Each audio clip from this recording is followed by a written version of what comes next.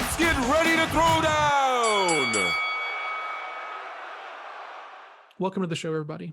Last week, we talked about motivation in sales, and we were specifically talking about, is motivation enough? Is that enough of a driving characteristic that's going to make you successful in all instances of selling? We talked through that, and then over the course of the conversation, it kind of shifted to, is there a space where motivation hurts you more than helps you? We're going to pick up the conversation this week talking about how motivation can sometimes be too much and it keeps you from performing at the levels that you want in your sales conversations. Enjoy the show, follow on social media, and please share this with somebody else who might need it. Thank you. So again, it's a problem that has a solution. Are you the right person to deliver that solution? I think I'm shooting from the hip here, but I think you have to be able to frame that to find the problem you want to solve, right? Because when I was working for you, Al, and I didn't know any of this stuff. I'd not been working really at any of this stuff and had a bunch of ego for no real great reason. I was looking at solving the problem as I need to be liked, right? And so that was largely a problem that I couldn't really figure out how to solve. Now that I've learned all of this stuff and learned about myself and everything else like this, I view it as hey, I can fix your problem. You might not like me, and that's totally okay. We might not ever need to hang out or have drinks or pal around or anything else like this. But if you have a problem, I can probably at least show you where the problem really lies and then point you in the right direction. And that's a game I can win at. And I'm totally down playing that all the time. And now that I know that, I am excited to prospect and to network and to get in front of people. But I think it's important that you have to view that through the correct lens, right? And I think we're all here because we've done that, right? Clint wants to win. Nanette wants to get along with everybody and have large amounts of great relationships and peace. And Al wants to do some of that same stuff, but also wants to be liked and all of these things. So we know these components about ourselves. And so I think you have to build the question and the problem the right way so that way you do want to solve it. Do you think that's true? Or am I just talking out of my ass? No. Go ahead. I do want to say that, you said about being liked. I mean, again, it's a component. You better be doing something for the person you're selling to. Because if you're just there to be liked, I mean, big deal. You can be liked by the person at the grocery stand. You need to be bringing something to your client that they need. I think you have to identify that. You have to bring something to their world. It can't just be that they like you. I mean, that's a great component, but you have to make something in their life better by the relationship you have with them. The current get rich quick scheme with online businesses, right? Because it kind of shifts every couple of years, right? Is this idea of the agency model currently, and all you have to do is go find people who can do the work. And then you're just the salesperson and you're just kind of passing on their work at a marked up price, right? And there's a bunch of people buying into this idea that you don't have to know how to do anything, right? As long as you can have conversations, these people will just stay with you. And what all these people are finding is that they're not actually bringing any value to these relationships, to Nan's point. And so then after a while, people are smart enough to figure some of this stuff out, right? And if you are not bringing massive value to the relationships and to the people that you work with, you're only going to get so far. So Al, what do you want to say? Well, no, that speaks to the point of our conversation, because Nan a lot of times likes to tell me that I don't do any work, that she did all the work, right? So why am I getting any of the money, right? And she kind of barbs me with that. And then today I solved the problem and I said, see, that's my currency, right? And she stopped and she was like, I think she got it, right? So solving the problem, okay, is the currency, right? That is what gets you paid. And that problem may be on your end or their end, because initially it's your problem. How do you get through the door? How do you get to the decision maker? But then you get to the motivation, and you use motivation through all those, because the door slams in your face. You're like, I got to find the motivation to go challenge another gatekeeper to throw me out of the office, right? But then and I said it's a short-term scenario. I get past the gatekeeper. Now my motivation is what? To give a good presentation, to show my skill set, to not, spill it all out there, to find out what the real problem is that I'm here to solve. You see what I'm saying? You go as far as you can see, and you see Well, how it's to a go big further. picture scenario. It's a big picture. You have to I think no, I think it's the small picture. I'm first of all trying to not get thrown out of this office, right? Now you right, got the big picture, but you got to put it into smaller absolutely, bites absolutely. so that you're, because if a plane takes off, right, from New York going to London, they go X number of miles and they figure out where they are because they're not going in a straight line. They got to zigzag, they got crosswinds, they got to have a bailout procedure. No, seriously. I mean, think about it that way. A sales Oh, yeah. call is no different. We have. You would think that Al is a pilot for as often he uses like the New York to London like metaphor. the And whole- Yeah. and here's the deal, I love the I metaphor. bet we could count. I don't know how many episodes we have, but I bet we could count at least 10 that analogy has been used for a topic. I love it. I think it just, So, Can I I keep- say this? I'm not so shitting on you. I just think it's funny. No, So I would like to, but as you were talking, Al, I was thinking one of my favorite things. so you weren't listening? No. No. But one of my favorite things to tell people for motivation, and I don't know if it can really go under that umbrella, but I love when people go, well, God, how am I going to do this? Instead of going, well, just get your butt out there and do it. And I always just go, okay, it's like eating an elephant. And so when you were talking about the different stages, and I thought, it's one bite at a time.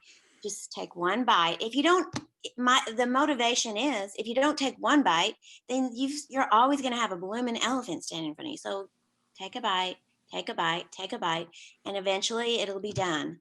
So I love that analogy of, and I just had to say that. I mean, we've kind of been talking around the point, but when you can figure out the sections of your process, right? And let's say that you're very old school, you're very traditional, right? You cold call to get an appointment. The appointment is to qualify, to see if there's a need, right? And then you work through the rest of your process and then you present a solution, right?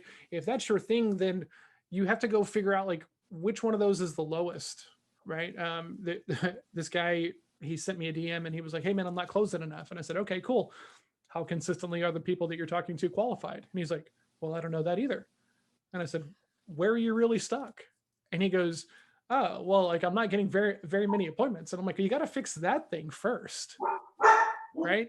You can't be worried about increasing your closing ratio if it's taking you 25 conversations to get to one. If you got, nobody qualified to buy, right? Yeah. Absolutely. Right. Yeah. And this to me is the thing that drives me the craziest, right? Because people don't actually qualify at all. And they just want to rush to a pitch because they get the nice ego stroke of oh yeah, man, I killed that proposal. I killed that pitch, but they weren't even qualified to hear it. You're just wasting time to stroke your own ego. It doesn't make any sense. Well, John, you just hit on something that's kind of universal, right? Are they even qualified to buy what you're trying to sell? I mean, that's what a lot of people miss. Yeah. They're highly motivated. They got a skill set, but they're idiots, man. They're talking to the wrong people, right? Well, I mean, because it's pitched as this idea that the salesperson is influential enough to get them to a yes, right? Do you really want to get a yes from some guy that doesn't want to buy? Well, I mean, lots of people do. That's okay, and that's why they grind. That's why this profession can be so hard on you at times. No, I mean, I agree, right? Somebody called me out there. They were like, oh yeah, John talks about having a high close rate. And I was like, I have a pretty decent close rate. And they said, well, why? And I was like, well, there's lots of people I just choose not to pitch to. And they're like, well, isn't that convenient? And I'm like, why? Yes. Why? Yeah, it is kind of convenient because I don't pitch to people who are not invested. I don't then have to chase these people around with a whole bunch of follow-up sequences and let me go like your stuff on LinkedIn so that way you know that I'm still following you and all this stuff that some people advocate and talk about. If you're not really bought in, if you're not really invested, if you don't tell me that you want to hear the pitch because you're really interested in seeing if it's a fit for you, I'm not going to waste the time to pitch you. We're not going to schedule another call. There's no reason to continue this conversation. So And I think that that's important, right? Because, you know, the other side of that ratio is the thing that, like, you know, we talked about a lot in the early days of the show. You know, I close 10% of the people that I talk to. You can't go and look at the people that you're talking to and find some commonalities in the people who never work with you, right? To Clint's point, he talks about this all the time. We bid and we bid and we bid and we never win anything. I'm not going to bid to you anymore. Why would I do that? Right? I mean, it's the definition of insanity to keep doing the same thing and expecting a different outcome. Well, Clint, speak to you firing when you've come into positions, right? You know, because I know you're a vice president and all of that at a multinational company. I'll go ahead and say that. And so, in sitting in your position, you've often, correct me if I'm wrong, you've spoken to the fact that when you come in, sometimes you clean house and throw a bunch of their business out to the curb. I mean that's a ballsy move. I've done that, you know, and it's not because because the question is always asked, you know, for me is who's our best customers, right? And tell me why. And that's usually my first month at any new company I've worked at. Who's our best companies? And I'll get this laundry list of people. These people, these people, these people. And I'll say, okay, well, why is that? Oh, because they always give us work and they always do this and they treat us right. Okay, those are all good. Those are all great things. That sounds awesome. So you guys are killing it, you know, like that's kind of the, so you guys are just, you don't need any help, you know, and then the next thing I do is I dig into the financials and I get into John's world and the spreadsheets and the data and I start breaking all that down. And it's always funny to me to come back to those same people and say, okay, you gave me your top 5. These people have made you negative 250,000 over 12 projects, right? And these people that you didn't even consider in your top 10, you've made the most money with, but you don't like them or they're not fancy or they don't have a big company name with them, right? But you made maybe 25% gross margin with them, right? So, so then I focus everything on that and doing exactly what John is saying. I start finding out other people like that, and they're probably successful. And those are probably the best customers financially. And also, in my world, it comes down because that's probably what you perform the best in the field, right? So why wouldn't we just do 100 more of those, right? Why are we trying to be something that we're not? Why are we trying to do all these great things outside of it? And my theory too is like, if you're in a market and let's say you do a percentage of the market work in one area, like for example, in construction, we have commercial, industrial, multifamily, we've got high-rise construction, we've got a lot of different avenues that you can go down, vertical markets, you know. So one of the things that's always funny to me is people they'll say, oh, I want to do all this diversity, and that's fantastic, right? You should always be diverse in case the market changes, especially in construction. But you got to also have your bread and butter, right? And when your bread and butter is one avenue, man, be the best in town. Do whatever it takes to be the best at that. And people will buy from you if you have a brick and mortar.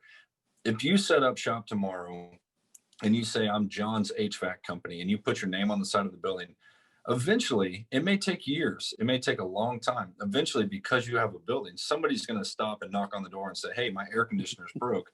Do you guys fix air conditioners? That's a way of selling. Yes, we do. Yeah, finally, 2 years. We've been waiting for you. Exactly.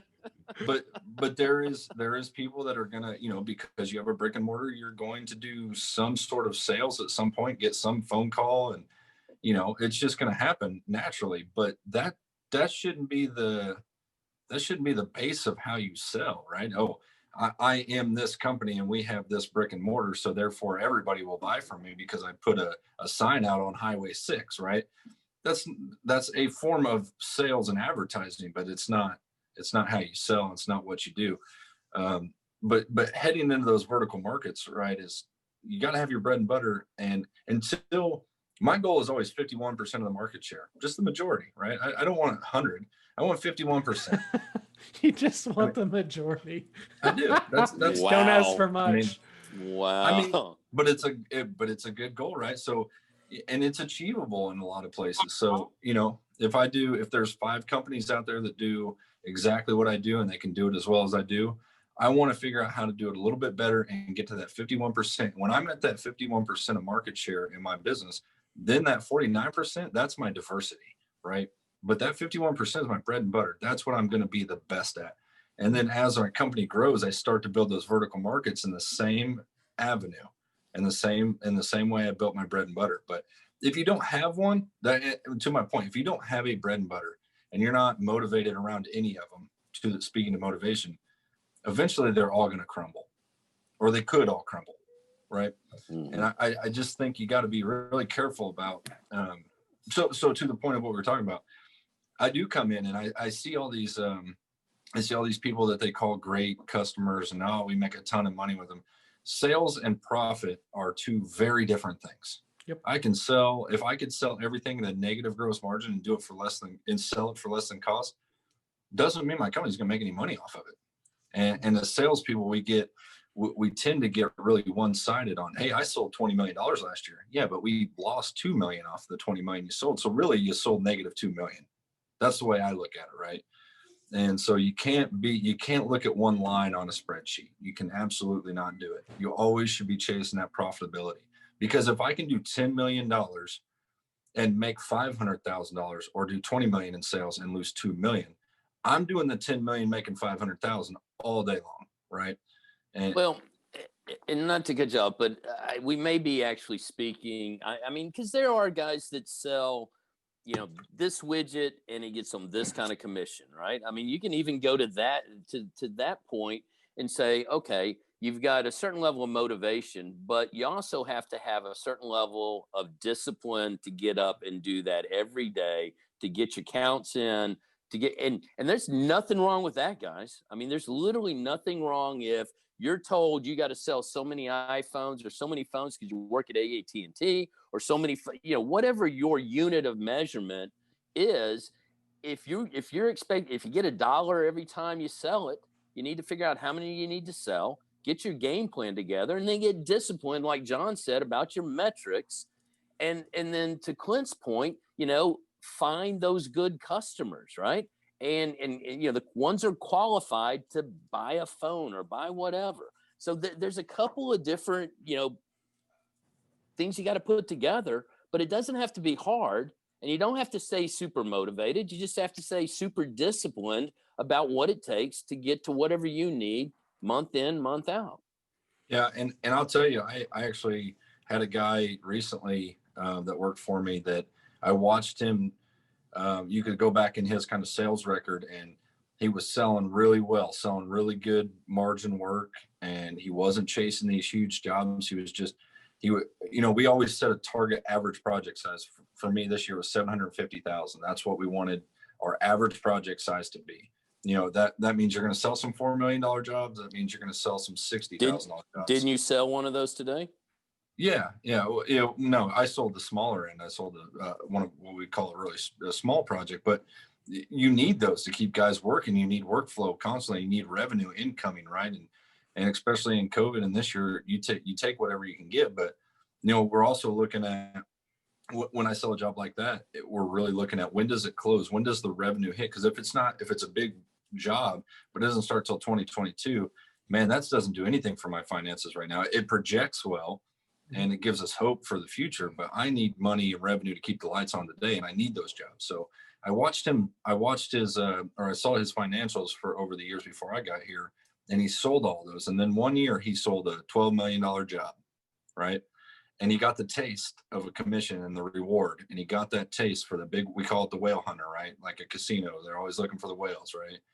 He got that taste, and his sales plummeted over the next 5 or 6 years, right? Mm-hmm. And the first thing I spoke to him about in the first month that I was here, after going through all that stuff, I said, man, I really need your focus on I just want you to get a $200,000 job this month. I don't care how you get the 200,000. That's what I need you to do.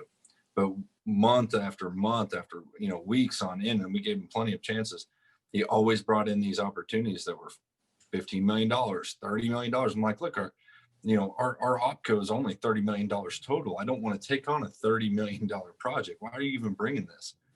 That's such a stretch from a $200,000 project. So I watched his motivation plummet, because now he's not selling anything. Now he's getting zero, and he's always trying to make up for that loss. And so he just, his motivation fell flat. and money can do that, right? Money's a motivator for some, but it can also be a deterrent for others. Okay, and I'd like to speak to that as well, because you hit really on a topic that came through this conversation. I know the same type of individual. Guy earned $750K because he was in telecommunications and he was selling hardware and then the residual. So he nails a big phone bank or whatever it is, ends up with $750K that year, and then struggled because his lifestyle went like this. And from what I understand, man, it kind of ruined him. I mean, and I speaking to what you just said, you get one of these big jobs, now you're the big dog and you got all that going on, and you lose that motivation, or you shift your focus to that needle in the haystack. No. You spoke to the point. Stay in your lane. If this is what's got you there, and while you're still in that lane, be looking, and now you know what to recognize, and you can smell it and see it. But if you're hanging your hat on the fact that you can repeat these once in a lifetime sales, be careful. Be careful. I mean, I watch it happen even as like company projections month to month, not necessarily what we do, but I've seen in other companies where you project, let's say $1 million in sales for the month of January, and January ends and you've only done 300,000. So now you have this debt of 700,000 you have to make up. So everybody, and if that goes on for a few months, now it's getting towards, the second and third quarter, maybe even the fourth. And so what you do is you try to sell these huge jobs. And the problem is you focused on bringing nothing in the door that actually comes in today. And you don't get that $14 million job to make up for your deficit. Now you just don't have anything. And that's what happens to a lot of companies. And motivation ties into all of that, because success is motivating. I don't care what personality type you are. If you're successful, whether it's money or you're winning jobs or your company's doing well, the people around you are successful. Everybody, it's uplifting. It's called morale, good morale.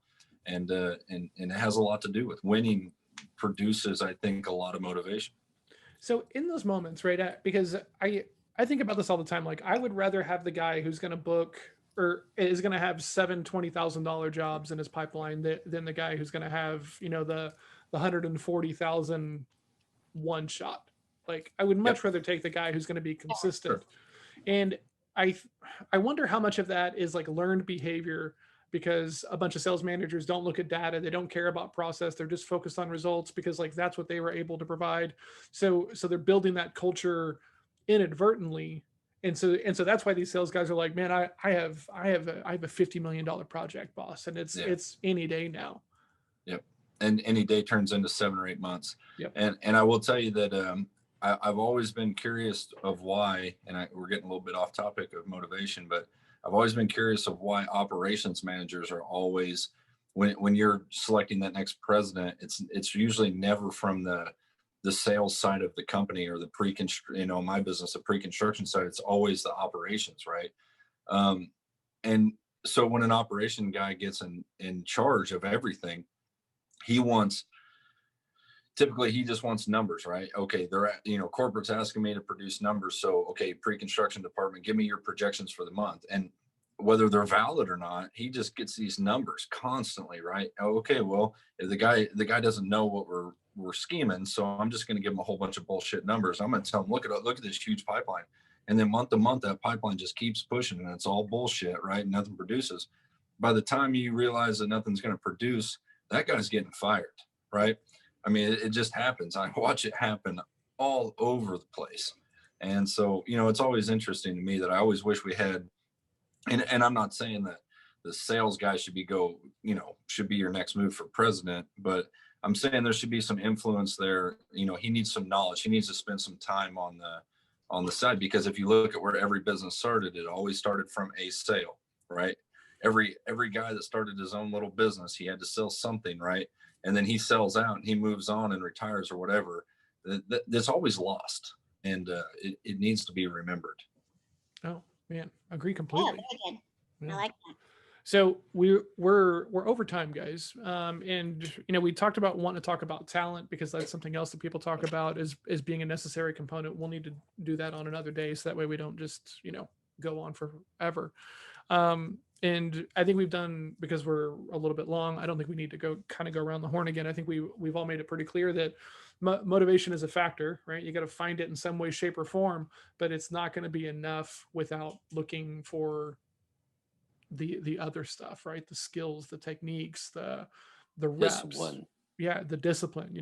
To Al's point, right? Which is really interesting to hear Al talk about that, right? Because typically eyes are not the day-to-day people, right?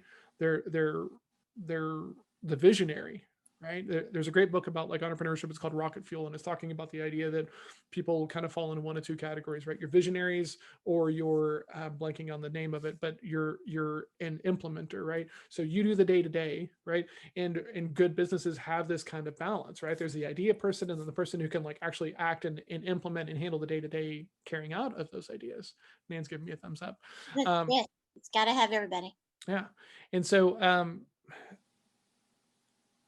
I love that Al like knows that, as an I, right, that some of that discipline is just not in his toolkit, right? Like, and I come to it from a different way, and so does Clint, and so does the net.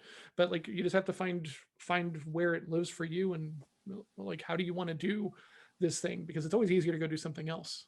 Is kind of the thing that I think about. So awesome. Anybody have any last thoughts before we wrap this up? I didn't want to speak out of turn. Nope. Okay, awesome. So guys, if you're listening to this, somebody else in sales, we say it every week, but please share this with them.